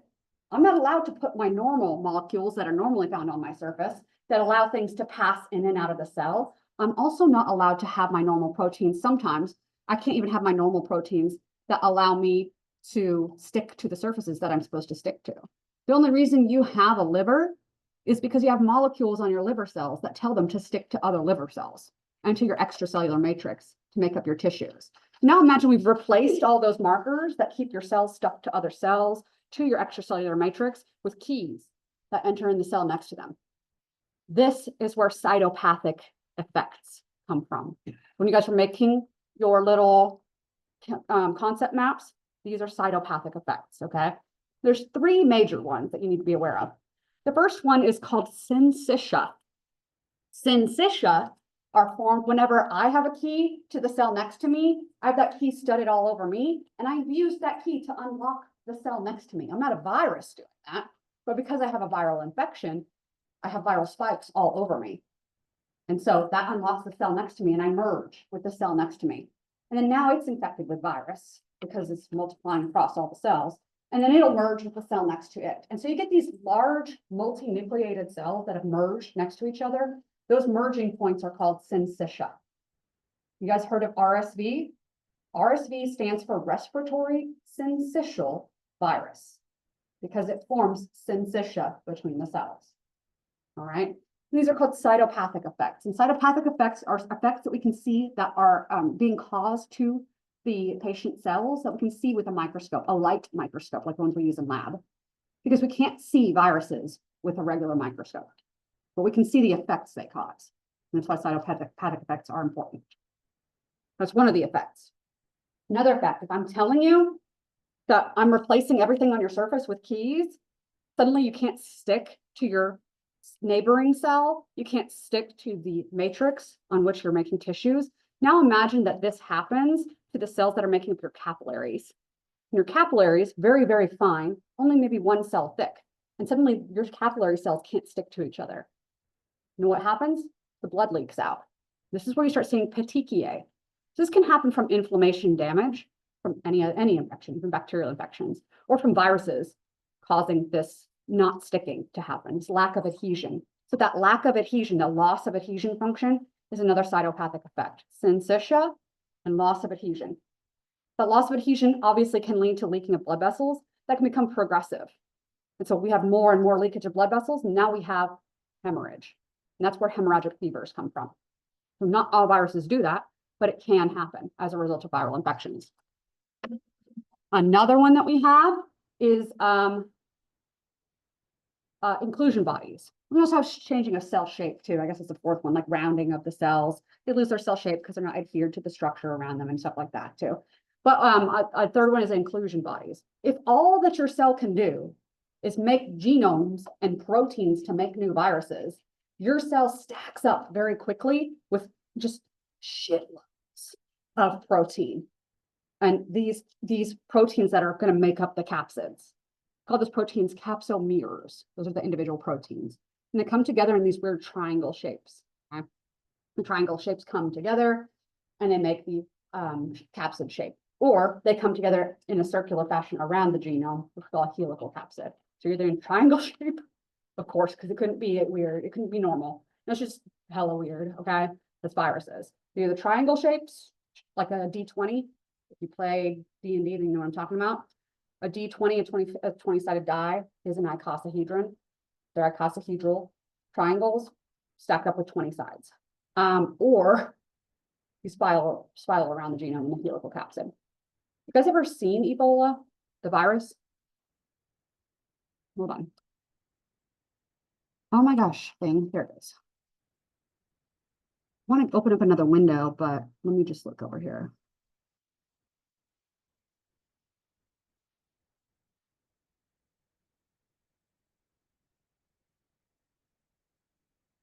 This is what Ebola looks like. And so basically what Ebola is, we have a big old genome and we have just stacked protein around it in a helical fashion. And then we coated it in a membrane. It is an enveloped helical capsid virus. That's wild. Y'all all thought they were a big old triangle guys. Not all of them. This is Ebola. This is what the virus looks like. It's a helical capsid that has a membrane around it and it has spike proteins that we call glycoproteins on the outside. Okay. Cool.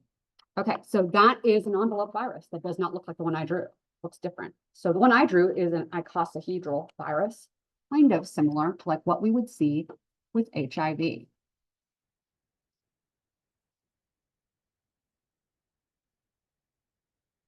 This is how HIV is shaped. These are not obviously pictures of the virus, but so much as drawings. But we can see the little triangles, especially in this one. You see the little triangles on here. And inside of that, we have an envelope, we have the triangles, and we have crap on the inside too. It's just a whole lot going on with HIV. So these guys can get pretty complicated. We've got triangles, we've got this weird bullet shape in the middle. There's all sorts of layers to this, but the basic shapes are naked and enveloped. Either you have a membrane or you don't. And the helical shapes, the capsid shapes are either triangle-based or helix-shaped. Okay. Basic. All right, that's the idea. Let's get going with some of these viral questions.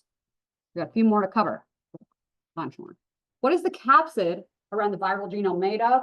I've talked about a bunch. Let's see if you guys can recall. The capsid itself, that protective coat. This picture is more related to what we're going to do in lab today, not to the virus. I don't know why this is the don't worry about it.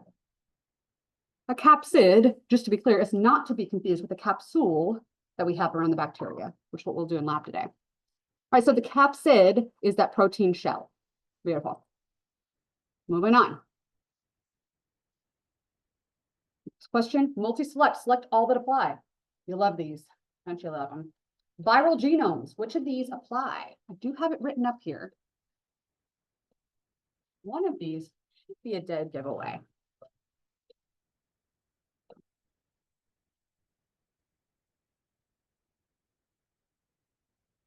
It's really tall. He sits on it like this. But yeah, my back was hurting. I just wanted to sit down for a little bit, but now I'm up high. This camera's probably aimed right in a really inappropriate spot right now. So this is all of them except the blue one. So anybody want to volunteer why it's not the blue one? Yes. Exactly. Viruses are acellular. They don't have any cell aspect to them, especially not organelles, which are, we find organelles only in eukaryotes, right? Bacteria are also cells, but no organelles. And viruses are completely acellular. So this comes back to our chapter 1 stuff. Good? Everybody good with that? I know viruses are so foreign, but they're really just nucleic acid protected by protein and maybe a membrane. That's really it. They sometimes carry other things with them, but it's not as fancy as a cell. The viral envelope.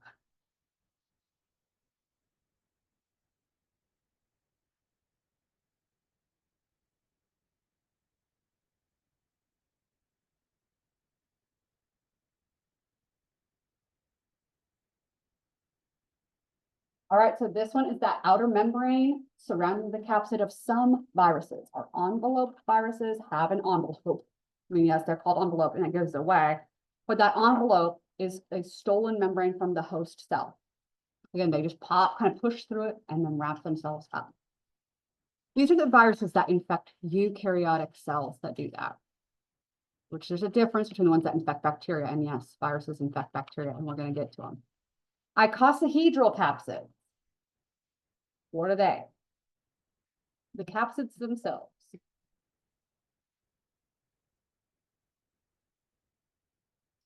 I know the two of these are kind of related, but one of them's only one of them's correct. This is a type of question you'll see in nursing school a lot. Pick the most right one. The most right one in this case, I know a lot of you picked the red one and then you're like, oh, damn.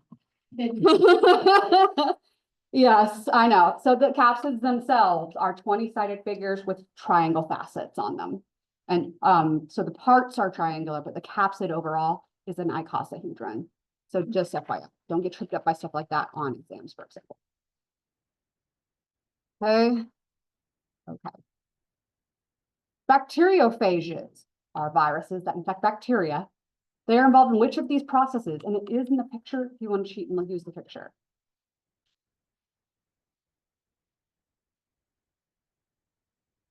This one's a tricky process and it trips a lot of people up. I know. Okay, so we're going to go through all of these choices. The answer was transduction. If I show this, that's this one here in the middle, bacterial transduction. These three things on this little slide here are the three different methods of horizontal gene transfer, ways that bacteria can transmit genes between bacteria. Bacteria cannot sexually reproduce, but they can get new genes through these three methods. And it's horizontal, not vertical. Vertical is when you pass a gene to your offspring. Horizontal will be if I gave you a gene from me. We can't do that, but bacteria can. We can think of diseases the same way. Diseases can be horizontally transmitted or vertically transmitted. If I give you COVID, then that was horizontal. But if your mother gave the baby herpes, that's vertical. There's a lot of different diseases we could choose, but that's just the first one that popped in my head. Okay, so bacteria, horizontal gene transfer. We're going to cover this more in Unit 2, but we did mention it briefly in Chapter 4. Okay, and transduction is whenever we transfer genetic information because of a phage. So this is where we're going to get into that more complicated part of this chapter that everybody gets confused with. I'm going to try to give a brief review of it in my little drawings out here to the side really quickly. Phages, which we often abbreviate like this is phi. a phage or bacteriophage. It's one word, but like I usually just call them phages because that's what science typically calls them, okay? A phage. With phages can be either solely lytic or they can be temperate. Temperate phages switch between lytic and lysogenic. What I want you to focus on with lytic and lysogenic, because this tripped me up when I took microbiology like 20 years ago, but still I remember it, okay? Focus on the gen. Okay, focus on the gen. Lytic, think of lysis. What does lysis mean? Does anybody know? It means like burst or break down. Okay, so this is bursting open. This is when we make so many phages, like that bacteria cell. Let's see if we can find a video of it because it's like worth watching if I can find a video of it. Okay.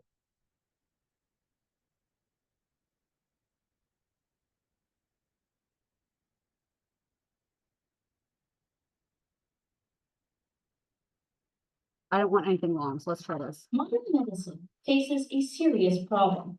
Thanks in part to overuse and misuse of antibiotics, many bacteria are gaining resistance to our most common cures. Researchers are probing possible alternatives to antibiotics, including phages. So bacteriophages, or we like to call them phages for short, are naturally occurring viruses that infect and kill bacteria. The basic structure consists of a head, a sheath. They actually look and like tail this, by the way. The tail fibers are what Wild. mediate attachment to the bacterial cell. The DNA stored in the head will then travel down the sheath and be injected inside the cell. Once inside the cell, the phage will hijack the cellular machinery to make many copies of itself. Lastly, the newly assembled phages burst forth from the bacterium, which resets their phage life cycle and kills the bacterium in the process. Someday, healthcare providers may be able to treat MRSA and other stubborn bacterial infections using a mixture of phages or a phage cocktail. We'll talk more about that detail of stuff when we get further into microbiology, like how they're useful and what they're used for and stuff like that. But for now, we just need to know the idea of a phage. So they're viruses that infect bacteria. They look like freaking spaceships. They are wild, okay? But they're cool. They inject their DNA in and the cell just makes new copies of the phages. But it keeps doing that until the cell bursts open, and that's lysis. Okay, so that's the lytic cycle. All right. So actually, let me listen because I like that dark background better. So if you are a temperate phage, you will switch between that lytic bursting open, making copies phase, and the lysogenic phase. This is incorporating into that bacterial genome. We have human viruses that can incorporate into our genome too. And when we call them lysogenic, sure. But we usually just refer to them as latent infections when they do that. And so there's a few that we can think of that we know do that, we're probably familiar with. HIV is one obvious one, and another obvious one is herpes viruses. They can incorporate themselves into our DNA. And then when they feel like going into that lytic cycle, ours don't burst, but it's a very similar process, right? They might bud out. They might cover themselves with your membrane blanket. Or the cell might just basically poop them out. They make a whole bunch of them and we just secrete them out. Okay, that's what happens with like polio, for example. But anyways, however they get out of the cell, they can cycle between making copies or being incorporated in your DNA. So we have this in our cells too, and so do. Gosh, I thought that was telling me I have an appointment right now, and I'm like, I hope not. I'm teaching class. It's tomorrow. Anyways, so yes, they can switch between these. This is the key with this one. This is the big key with our temperate phages. They can switch between being incorporated in the genome and then coming out and bursting the genome. Sometimes when you have a lysogenic situation, you can carry extra genes with you,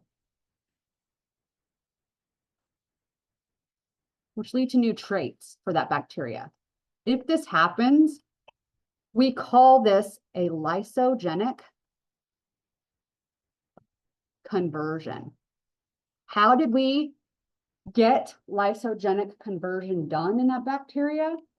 Because of transduction.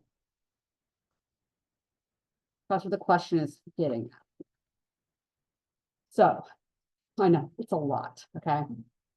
Temperate phages can switch between lytic and lysogenic. If we carry extra traits with us, that causes that bacteria to have undergone lysogenic conversion.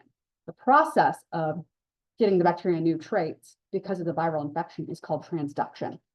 We'll talk about transduction more in chapter 8 in unit 2, because it can actually be used as a tool to basically introduce genes and manipulate the genes of bacteria. There's a tool like that. But this is actually pretty important. And you might be thinking like, this is a wild thing that we're not ever going to talk about and is not going to be relevant ever. And nobody cares. Except that anybody in here ever have strep throat? The bacterial infection. I think we all know that, right? Anybody in here have a kid or you yourself get a rash after having strep throat? No, maybe not. It's actually pretty common. When that happens, if you or a kid get a bit of a rash while you have strep throat, that's called scarlet fever when that happens. Either way, I just feel like it's a more visual thing if you've seen it before. But even if not, even strep throat, that damage, that redness in your throat, or the red rash that comes with scarlet fever. The only reason that bacteria can cause that damage is because of toxins that it makes that we call erythrogenic toxins. Okay? And it has a couple of them that it makes. Those genes for those toxins came from lysogenic conversion. Shall we talk about Clostridium botulinum? Clostridium botulinum, botulism toxin. That toxin came from lysogenic conversion. And I could go on. I'm telling you, most of the bacteria toxins came from lysogenic conversion. They were virally transmitted genes that became part of the genome eventually. Now, here's a wild statistic.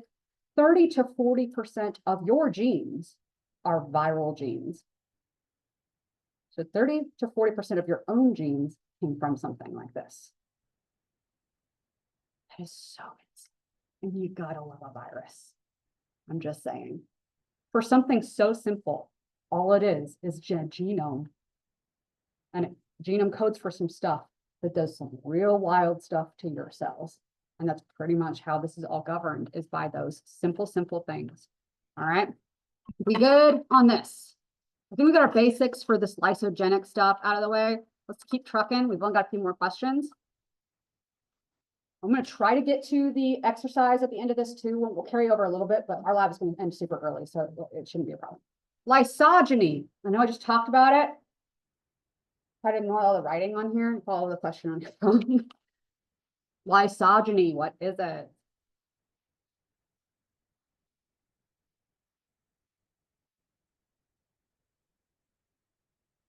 So this is the viral genome inserting itself into the bacterial host chromosomes. That's the most correct answer. Now, does lysogeny happen in our latent state of herpes infections? Technically, yes, but is that the big answer for what lysogeny is? The blue one is the most correct answer here. Good job. You guys chose the right choice. Question 9, lysogenic conversion is when, I have it written down here, but let's see if you can find it in your choices.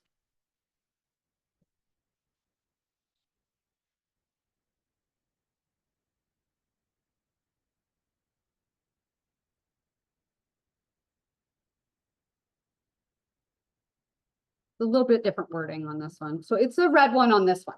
So I know this one was a little weird because the wording was a little different, but the meaning in the red one is the same as what I have written here. New DNA from transduction, which is with a virus, bringing in DNA into the bacterial genome. New DNA causes a change in the virulence. This means we gave new traits. That's what virulence means. So virulence has to do with how severe of a disease it's going to cause. We have more severe disease because we're making new toxins and things like that. So that's virulence. Okay. So our correct answer here was the red one. Last question. Oncoviruses cause what in mammals?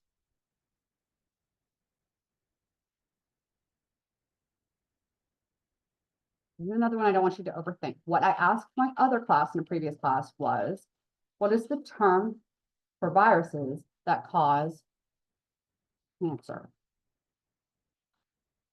And nobody knew. I think, Remember, because oncology. yes, yes. And so it's easy when we kind of pair the two together like this, but when I just asked the question outright, many of my other students did not guess oncovirus, right? But pairing it like this way, it's a little bit more familiar.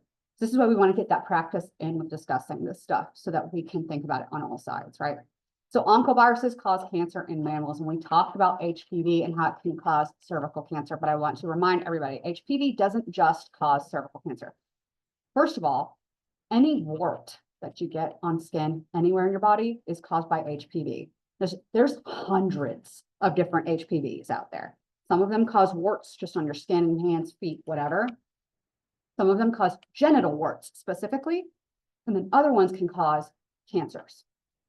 And I mean cancers. I do not just mean cervical cancer.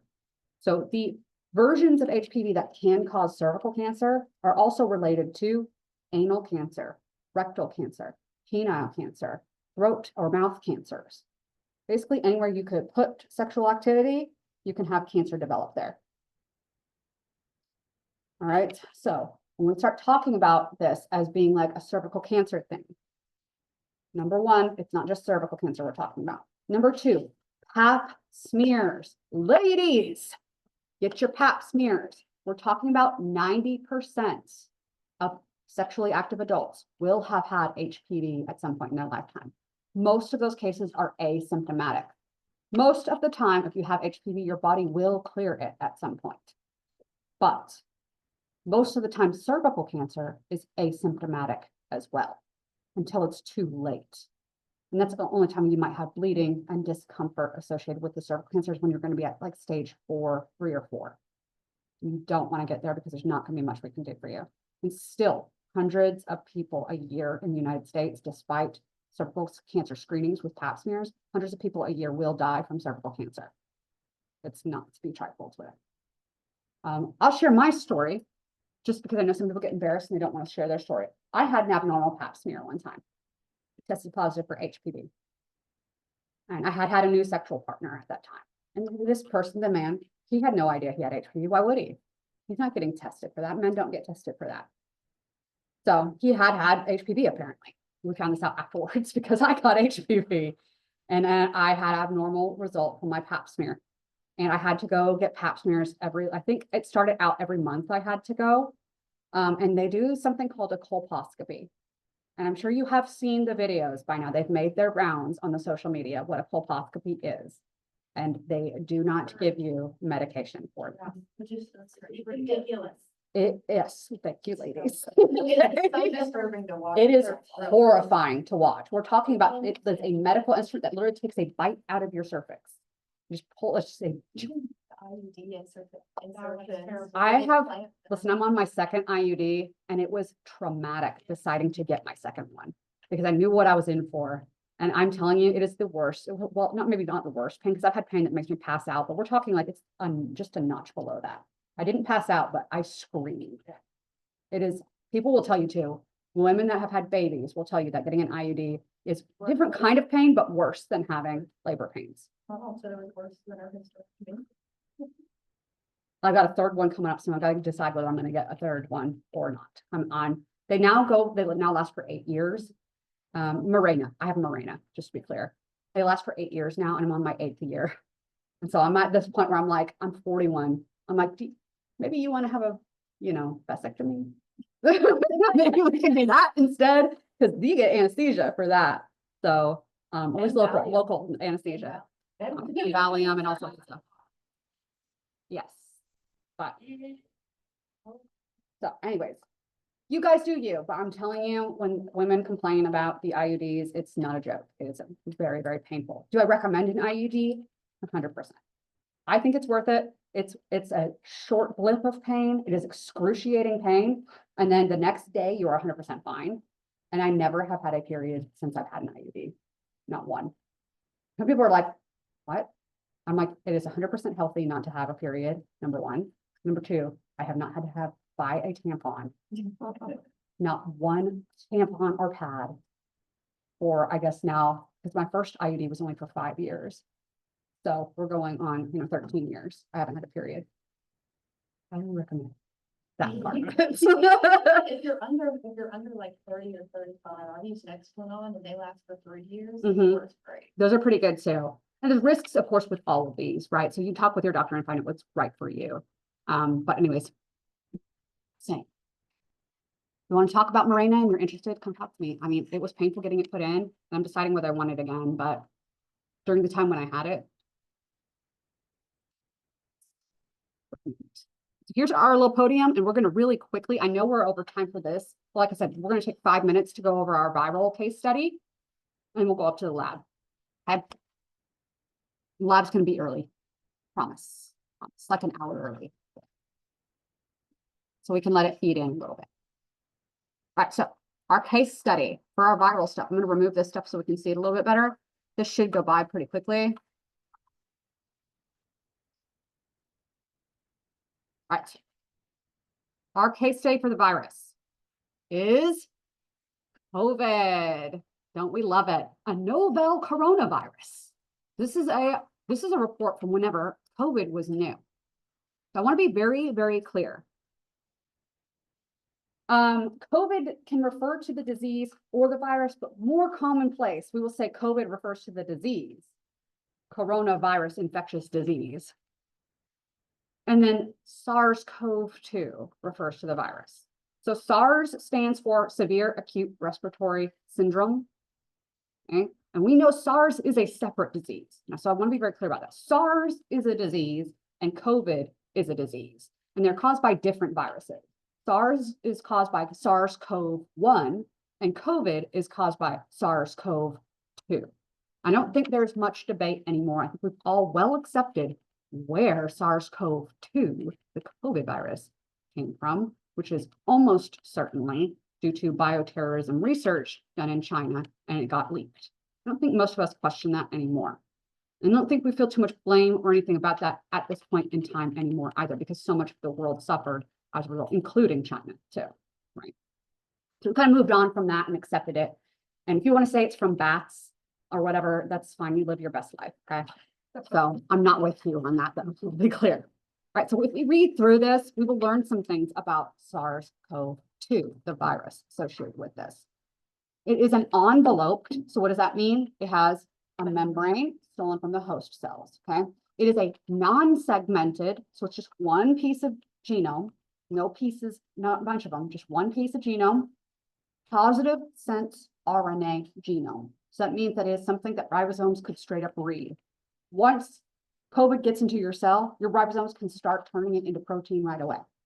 You go through translation right away. So that is this. And it was associated with severe pneumonia and acute respiratory syndrome, distress syndrome, known as ARDS. Even in otherwise healthy people, we were having them being put on respirators. People that were dying, that were otherwise healthy, strong people. And we have now linked that to their immune system overreacting. There's an over-response of what we call our cytokines, which we'll learn about in Unit 3. We're not there yet. Don't stress over it, okay? So this is a viral disease associated with SARS-CoV-2. It is also related to SARS and MERS, which is Middle Eastern Respiratory Syndrome, which you probably haven't heard of, but it's much worse, okay? Not as infectious, but it causes a worse disease, okay? All right, cool. The disease discussed here is COVID, right? Viruses are obligate intracellular parasites. What does that mean?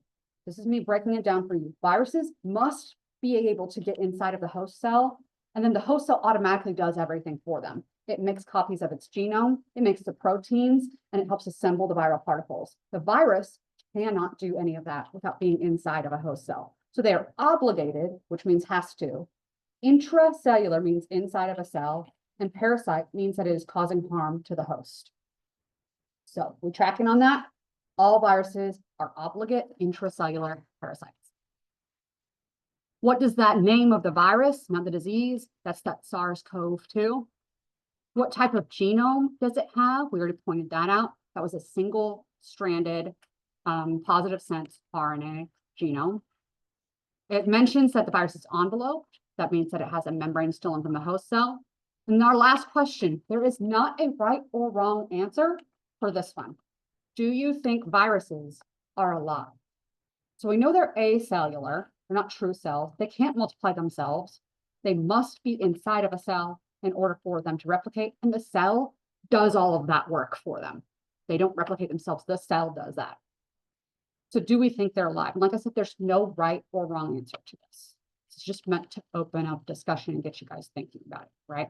Traditionally in science, Do I, you can come in. We're just finishing up discussion. We're about to go up to the lab in a little bit. so do I wait up?